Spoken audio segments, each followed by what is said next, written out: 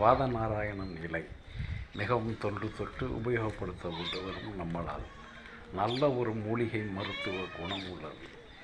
இதை ரசம் வைத்து பெரும்பாலும் குடிப்பார்கள். சாதாரண ரசத்தில் மிளகு, சீரகம், பூண்டு போட்டு வைப்பது போல் இதில் இந்த இலையை போட்டு கொதிக்க வைத்து குடிப்பார்கள்.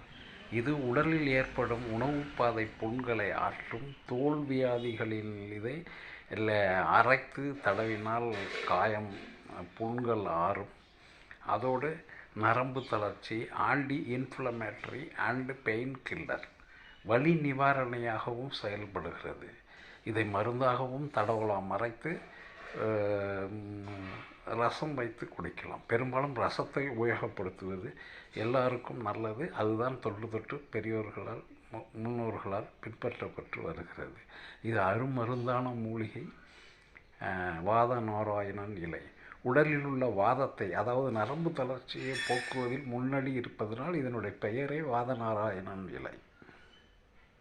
நன்றி, வணக்கம். நண்பர்களை மறக்காமல் லைக் அண்ட் சப்ஸ்கிரைப் பண்ணுங்கள். நன்றி, வணக்கம்.